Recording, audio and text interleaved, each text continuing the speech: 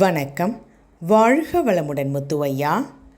போர், tsunami, பூகம்பம் இந்த மாதிரி அவசர காலகட்டங்களில் அச்சமூட்டக்கூடிய அந்த சூழ்நிலைகளை எப்படி கையாள்றது? வாழ்க வையகம், வாழ்க வையகம், வாழ்க வளமுடன். குரு வாழ்க, குருவே துணை. இது மிகவும் கடினமான சூழ்நிலை என்றாலும் சில அடிப்படை வழிமுறைகளை முன்னெச்சரிக்கை நடவடிக்கையாக நாம் எடுத்துக்கொண்டால் பயப்படாமல் இதை சமாளிக்க உதவும்.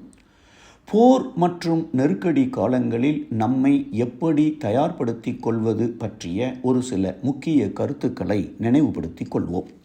முதல் விஷயம், முதலில் பயம், பதட்டம் வருவது இயல்புதான். இப்படிப்பட்ட சூழ்நிலைகளை சமாளிப்பது மட்டுமல்ல, நாம் பாதிக்கப்படாமல் இருப்பதற்காக முதலில் நாம் பாதுகாக்க வேண்டியது நம்முடைய மன அமைதியைத்தான். மன அமைதியாக இருந்தால் நாம் செய்யும் செயல்கள் நமக்கு நன்மையே தருகிற அளவில் அமைந்து விடுகிற அளவுக்கு தவறு இல்லாமல் அமைந்துவிடும். நம் மனம் அமைதியாக இருந்தால் மட்டுமே நம் புத்திசாலித்தனம், திறமை மற்றும் ஆற்றல் முழுமையாக வெளிப்படும். மனம் பதட்டமாக இருந்தால் ஒரு தேநீரை கூட நாம் சரியாக போட்டுவிட முடியாது. தினசரி வருடக்கணக்கில் தியானம் செய்து வருபவர்களுக்கு இது சுலபமாக அமைந்துவிடும். மன அமைதி, மன உறுதி அவசியம் தேவை. மற்றவர்கள் குறைந்தது தினசரி ஒரு 2 மணி நேரம் மௌனம், நாடி சுத்தி பிராணாயாமம், நித்தியானந்த தவம், சாந்தி தவம் ஓரிரு தடவைகள் செய்வது மன அலைச்சுழலை குறைத்து விழிப்பு நிலையில் இயங்க உதவும். இது முதல் விஷயம். 2வது விஷயம், சமூக ஊடக வதந்திகளை, செய்திகளை நம்பாமல் அதிகாரப்பூர்வ செய்திகளை மட்டும் பின்பற்ற முயற்சி செய்ய வேண்டும். 3வதாக பாதுகாப்பு, சேஃப்டி முதன்மையானது. நீங்கள் இருக்கும் இடத்தில் ஒரு அசம்பாவிதம் நடக்க வாய்ப்பு இருக்கிறது என்றால் வெளியே செல்வதை தவிர்த்து பலமான கட்டிடங்களில் பாதுகாப்பான நிலத்தடி அறைகள் எங்கே இருக்கிறது, எக்ஸிட் ரூட்ஸ், வெளியேறும் வழிகள் பற்றி தெரிந்து கொண்டிருப்பது முக்கியம்.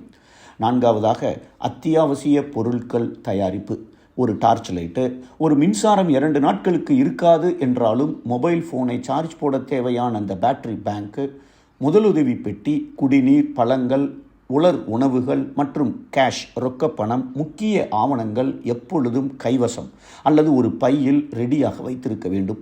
இது தவிர நாம் பார்த்து கொண்டிருக்கிற வேலையையே இழக்க நேருகிறது அல்லது ஒரு மருத்துவமனை போக வேண்டிய சூழ்நிலை ஏற்பட்டு விடுகிறது என்றால் அதற்கு எமர்ஜென்சி ஃபண்ட், 6 மாத செலவுக்கு தேவையான பணம் நாம் தனியாக சேமித்து வைத்திருக்க வேண்டும். தேவைப்பட்டால் எப்போ வேண்டுமானாலும் பயன்படுத்திக் கொள்கிற வகையிலே பணம் பாதுகாப்பாக இருக்க வேண்டும். 5வது விஷயம், பதட்டமான சூழ்நிலையிலிருந்து அனைவரும் விரைவில் அமைதி பெற வாழ்க வளமுடன் என தவம் முடிந்த பிறகு 2 வேளை மட்டுமல்ல, நேரம் கிடைக்கும் போதெல்லாம் நாம் இதை வாழ்த்த வேண்டும். கடைசியாக, இந்த பிரச்சனை எனக்கு மட்டுமல்ல, எல்லோருக்குமானது. என் கட்டுப்பாட்டில் இங்கே எதுவுமே இல்லை. யாம் செய்த செயல்கள் இருக்க நான் ஏன் அனாவசியமாக பயப்பட்டு என் குடும்பத்தினருக்கும் எதிர்மறை காந்த அலைகளை தாராளமாக பரப்பவிட்டு அவர்களையும் துன்பப்பட வைப்பது புத்திசாலித்தனத்தின் அடையாளம் அல்ல என்பதை உணர்ந்து பதட்டமாக இருப்பவர்களுக்கும் ஊக்கப்படுத்துகிற அளவிலே பேசி முடிந்த அளவு உதவி செய்து கொண்டிருந்தால் நம்மிடம் இருக்கும் அந்த பாசிட்டிவான காந்த ஆற்றலே நம்மை பாதுகாக்கும். போரின் போதும் தாக்குதல் நடக்கும் போதும் மகரிஷி அவர்கள் அருளிய அருட்காப்பு அவசியம் போட்டு வலிமைப்படுத்திக் கொள்வது ரொம்ப ரொம்ப முக்கியமானது. இதுவும் கடந்து போகும் என்ற நம்பிக்கையோடு தொடர்வோம். நன்றி. வாழ்க வளமுடன். வாழ்க்கை கல்வியை ஏற்று வாழும் முறையை மாற்று. வாழ்க்கையை வாழ்வதற்கே வேதாத்ரிய பயணம் அதற்கே. வேதாத்ரியம் வாயேஜ், வேதாத்ரிய பயணம் என்ற பெயரில் வேதாத்ரிய தகவல்களை ஃபேஸ்புக், இன்ஸ்டாகிராம், லிங்க்டின் இணையதளங்களில் பெறலாம்.